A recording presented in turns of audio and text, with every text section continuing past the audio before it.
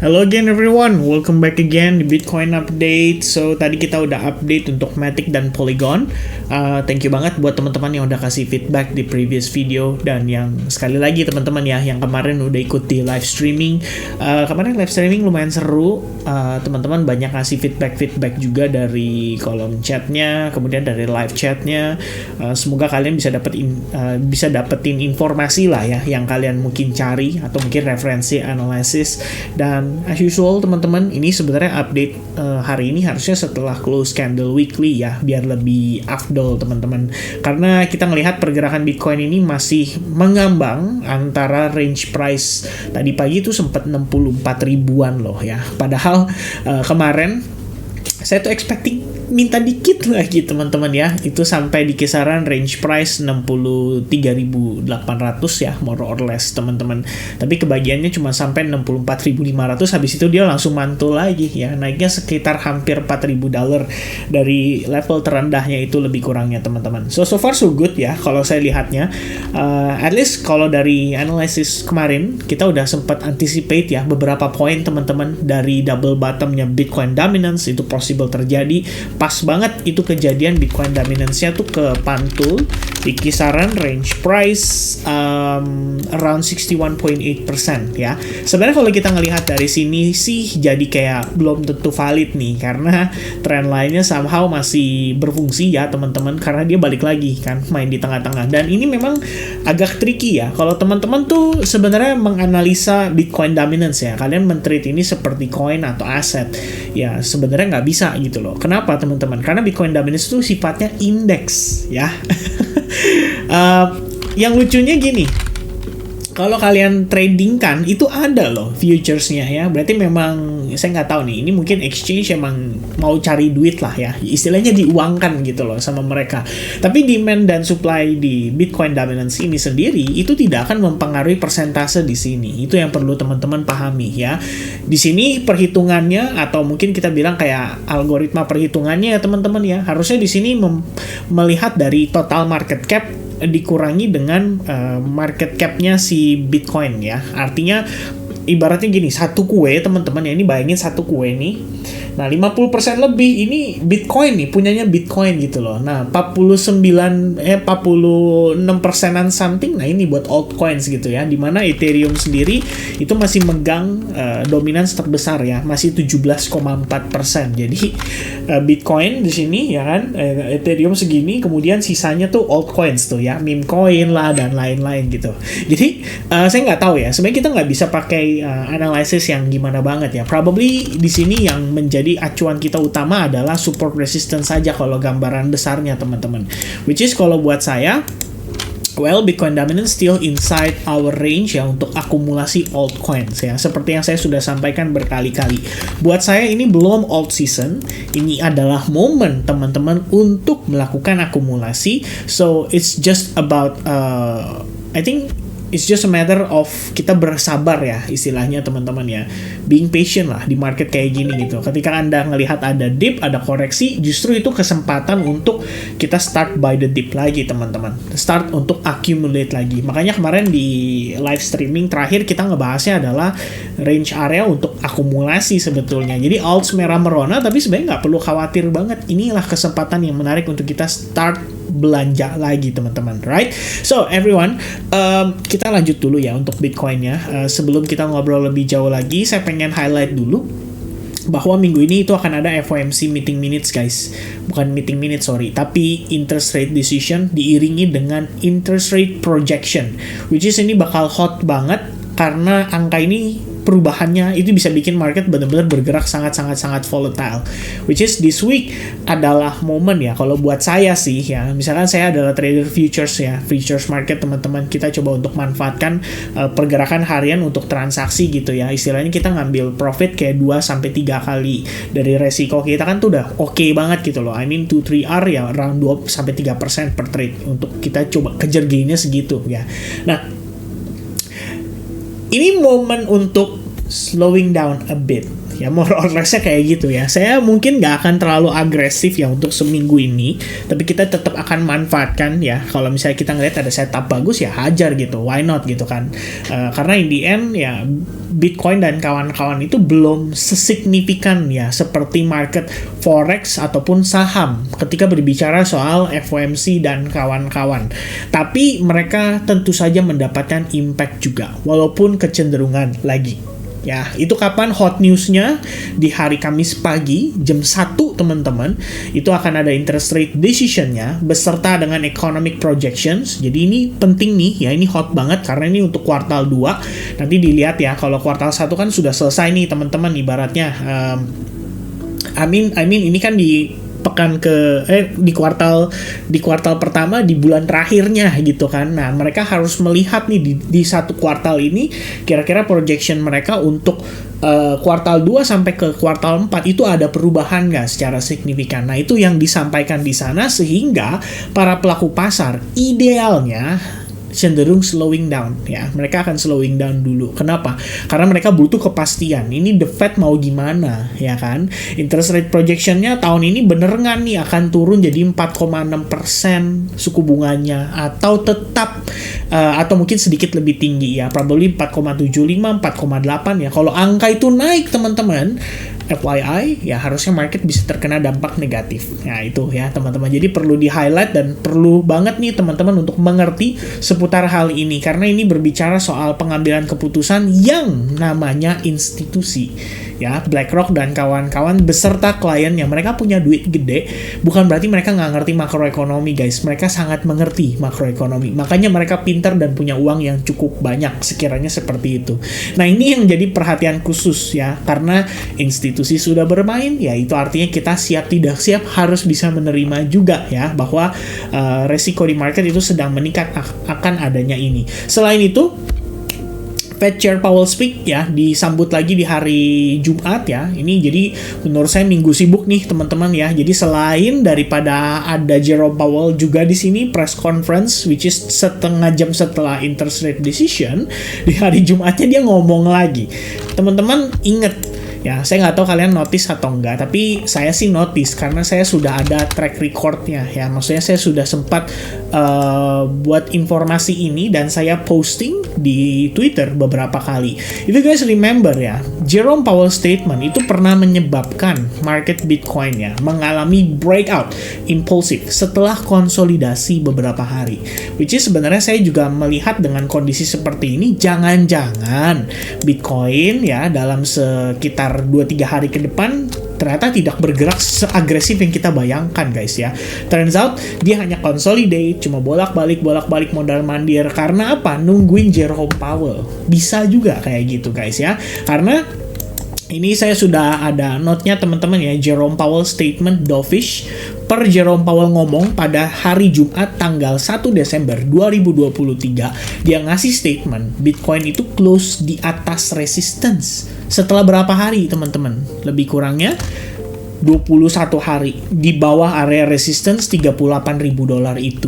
Begitu Jerome Powell kasih statement yang dovish, ya, besoknya kita closing dalam keadaan bullish, next day-nya naik, next day-nya naik, next day-nya naik, dan next day-nya naik. Total 5 hari langsung naik dari harga 37.000 ke highest-nya itu di kisaran 44.000 guys, which means itu around $7.000 ya, lebih kurangnya teman-teman.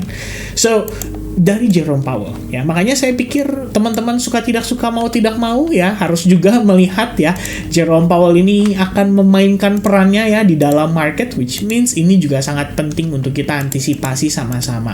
Nih kalau nggak percaya saya bukain ya demi teman-teman supaya Anda bisa dapat informasi yang detail ya. Nih saya buka tanggal 1 Desember ya, 1 Desember deh ya, langsung tuh ya, Fed Chair Powell speak jam 11 malam di tanggal 1 Desember 2023. Jadi begitu dia ngomong, Bitcoin-nya pumping teman-teman ya. Nggak tahu deh, ini kita bisa nggak sih bawa ke 1 Desember ya untuk make sure ya. Sekali lagi teman-teman, Jerome Powell tuh ngomong jam 11 tadi ya. Kalau kita lihat sekitar jam 11 teman-teman. Oke, let's see Ya, let's see. Nah, ini teman-teman ya, lebih kurangnya Jerome Powell speech ya, ngomong-ngomong konsolidasi, besoknya piu, piu, piu, piu, piu, piu, langsung nanjak teman-teman. Dapat reaksi yang cenderung positif ya, more or less teman-teman. Nah, itu semoga ada gambaran supaya kita bisa tahu juga bahwa Jerome Powell kalau sampai dia ngasih statement yang mengerikan ya, I don't know guys, probably market bisa koreksi lebih jauh, dan itu yang harus kita antisipasi. Dalam arti, apakah saat ini sudah waktu terbaik untuk kita start agresif akumulasi? Saya pikir belum waktunya teman-teman. Probably kita akumulasi boleh, tapi belinya jangan langsung gede ya. Mungkin kalau teman-teman yang sebelumnya di bear market sudah melakukan akumulasi, ya mungkin tambah barang tipis-tipis boleh lah ya. Tapi kalau misalnya teman-teman mungkin yang baru kenal kriptonya tuh Desember ya, November, atau mungkin Januari bahkan, which is sudah dalam keadaan tinggi nih, kalian baru mulai dengar kripto dan baru mulai masuk ke dunia kripto, ya start cicil aja dari 10%, 20% portofolio dulu. Cashnya dimasukin 10-20% supaya dapat exposure, and then what? After that ya kalian kita lihat lagi gitu loh. Kalau memang teman-teman mendapatkan kesempatan, which is after this market ternyata koreksi lagi lebih jauh, ya itu memang kesempatan kalian buat nambah barang gitu. At least kalian punya 70% atau 80% cash untuk kalian masukin lagi ya. Bisa kalian cicil lagi 30-40%, hajar lagi. Kemudian sisakan untuk dip yang worst case scenario, which means kita udah sempat bahas juga soal bagaimana pandangan saya terkait dengan apa yang dimaksud dengan healthy correction guys di Bitcoin ya. Kalau kita ngelihat dari time frame weekly guys, I don't think this is a correction. Technically seminggu ini kita cuma konsolidasi. Harga sempat create higher high, kemudian dia sempat turun. You know what? Balik lagi closing di dalam keadaan doji guys ya. Ini 3 jam lagi kita bakal dapat closing weekly, and as you can see guys, it's just a small body candle ya. Apakah bisa kondisinya seperti ini, which is next week suddenly dia pumping lagi? Probably guys ya, who knows ya, nobody knows for sure. Tapi yang pasti konsolidasi ini berarti menandakan memang market cenderung oke. Stop dulu, jangan tambah banyak dulu ya, jangan beli agresif dulu. Kenapa? Next week ada Jerome Powell, kita dengerin dulu dia mau ngomong apa. Probably itu yang mereka lakukan saat ini guys ya. Nah, kembali lagi, satu yang saya pengen tambahkan juga teman-teman ya. I think it's pretty normal today kita ngelihat Bitcoin balik lagi mendekati level 68.000, 69.000 ya. One of the reason adalah dari perspektif Chicago Mercantile Exchange ya. Ini kita lihat hari Jumat, dia tuh closing price-nya 69.000 guys ya. Jadi tadi saya sempat sampaikan nih melalui grup Telegram ya. Saya bilang di sini FYI ya, selling pressure di weekend ini menurut saya pure karena retail trader ya dan retail investor. Tanda kutipnya retail guys ya. Kenapa? CME close kemarin hari Jumat di $69.165. Kemudian institusi BlackRock, Fidelity, ARK Investment ya doing nothing in the weekend. Why? Karena mereka libur teman-teman. Marketnya tuh tutup kalau di Wall Street gitu ya. Possible malah jadi tumpukan pending order di market. Ini kalau saya ngelihatnya teman-teman. Karena some of the clients ya harusnya taking action dari weekend, tapi nggak bisa dieksekusi karena marketnya tutup gitu ya. Bayangannya tuh gini teman-teman. Saya angkat telepon, ya kan, telepon fund manager saya di BlackRock. Bos, gue pengen nambah barang dong. Ya, beliin gue Bitcoin ya. Total gue punya duit misalkan let's say $1 juta ya. Gue mau beli $1 juta. Oh ya Pak, siap. Senin ya Pak, kita proses ya, nanti saat market buka. Oke, terima kasih, selamat malam. Dah tutup. Kayak gitu teman-teman ya.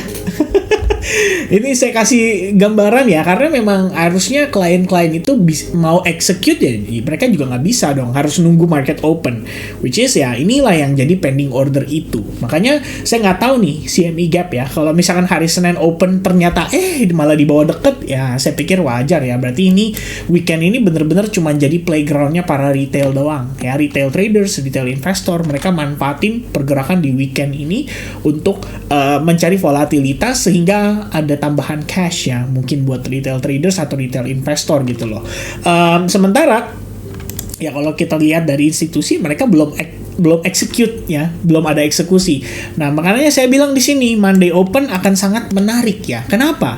Karena Monday Open ya, Senin, pembukaan Senin biasanya pagi-pagi tuh di hari Senin ya. Saya sering banget ngeliat manipulasi candle teman-teman, sok ya, sesi Asia kan, opening. Kemudian apa? Malamnya ya, sesi New York baru ada pergerakan yang mungkin gila-gilaan teman-teman. Nah, makanya saya nggak tahu nih reaction market ya, institusi terutama mendekati FOMC itu. Apakah benar mereka akan slowing down atau mereka tetap akan agresif? Karena kita udah lihat teman-teman, setidaknya dari data BTC ETF spot ya, yang kemarin kita lihat ya beberapa hari terakhir, itu Kamis Jumat tiba-tiba inflow-nya jadi kecil banget ya. Di hari Senin itu 500 juta dolar, hari Selasa itu 1 miliar dolar, hari Rabu 683 juta. Tiba-tiba 14 Maret 15 jadi cuma 132 juta sama cuma 198 juta. Turun hampir 80% dari hari Rabu. Hari Selasa tertingginya teman-teman. Nah, saya nggak tahu nih apa penyebabnya ya, tapi ya kalau boleh menebak teman-teman, probably ya karena ada FOMC ini next week ya, which is itu juga sebagai warning untuk kita lebih playing safe aja sih kalau misalkan teman-teman yang terbiasa trading ya harian. Meanwhile kalau buat spot ya nggak perlu khawatir lah, kita istilahnya melihat koreksi itu adalah hal yang sangat wajar dan memang diperlukan ya untuk kita melihat market yang sehat. Ya, sekali lagi saya tekankan di situ supaya kalian juga nggak perlu khawatir kalau misalnya ngelihat yang namanya koreksi gitu. Kemarin saya ada sempat ngepost guys di Twitter ya, menjelaskan tentang pandangan saya ya. Technically, even if Bitcoin ya dipping for 20%, dip tuh maksudnya koreksi gitu kan. We are still in the pre-bull market phase, ya kan? Remember guys, buat kalian terutama yang udah pada nunggu dari 2022 sepanjang bear market, sekarang tuh halving udah tinggal beberapa hari lagi.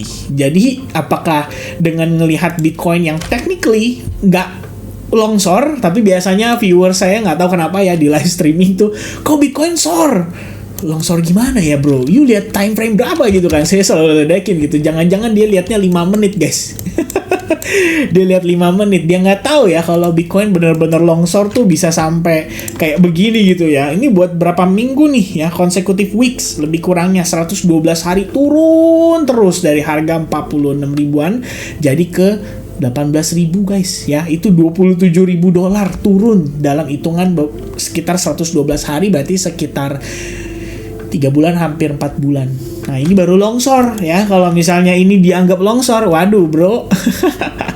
Apa kabar bear market? Hati-hati tuh ya. Berarti nggak siap tuh buat berhadapan bear market. Better coba untuk pelajarin historicalnya dan coba untuk kamu mengerti lagi bagaimana sifat karakteristik dari Bitcoin. Bitcoin tuh dip 20% dalam hitungan jam tuh sangat biasa loh ya. Jadi hati-hati teman-teman. Alright. And so teman-teman, let's get back on track ya. I think what I like about today's movement ya, sekali lagi tadi saya sudah bilang teman-teman, CME close hari Jumat itu di 69 ribuan something, and kita mendekati karya itu. Jadi kayak pembukaan besok tuh nggak terlalu gede gapnya teman-teman ya. Dan ini kalau kita lihat lagi dari perspektif time frame daily ya, another thing yang saya suka adalah kita holding di atas exponential moving average 21 ya. Minimal kita dapat reaksi di sana, dan itu artinya beneran masih ada pembeli ya yang serius pertahanin harganya. Karena kalau kalian lihat seberapa powerful sih exponential moving average 21 gitu ya. Di sini kalau dari perspektif market ya, saya harus cari market yang trending ya, which is kayak gini teman-teman. Ini cukup trending lah ya. Dia cross down, kemudian retest EMA 21, cross down, retest EMA 21, habis itu turun lagi ya. Dia cross up, retest EMA 21, nggak bertahan lama, habis itu dia turun lagi ya. Ini memang susah sih kalau yang ini momennya dia lagi konsolidasi. Jadi kita nggak bisa ngambil kesimpulan bahwa marketnya ada pergerakan trending gitu. Tapi kalau udah bener-bener lagi trending, for example like this one, naik, retest EMA 21, dapat reaction, habis itu dia mantul lagi dan bullish lagi. Di sini juga sama teman-teman. Retest exponential moving average 21, mantul, pullback, turun gara-gara news ya, Bitcoin ETF spot approval 11 Januari sell the news event, habis itu turun, and then dia start untuk upshift lagi, retest EMA 21, naik lagi, retest mendekati EMA 21, holding, habis itu naik lagi, dan terakhir sekarang lebih tepatnya kita testing exponential moving average 21. Makanya pertanyaannya adalah close candle-nya bakal kayak gimana ya. Kalau sejauh ini kita bisa asumsikan bahwa ini ya inside bar guys ya, inside bar and part of the correction which is belum valid, bener-bener valid reversal.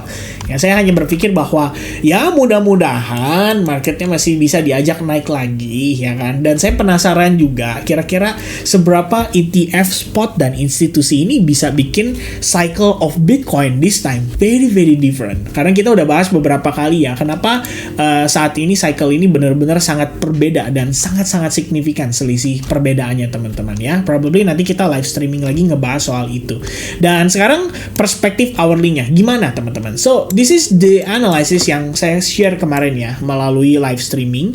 Makanya saya bilang cuma a couple dollar away ya dari area saya di $63.800, somewhere in the middle gitu loh. Sebenarnya dia testing 0,618 juga nggak masalah ya, 64.300-an lah gitu. Itu udah bagus gitu. Tapi ternyata hari ini kita ngelihat harga turun mendekati range price tersebut, probably karena nge-fill ya area demand atau mungkin ada fair value gap di sini yang ketutup ya, dapat reaction di situ.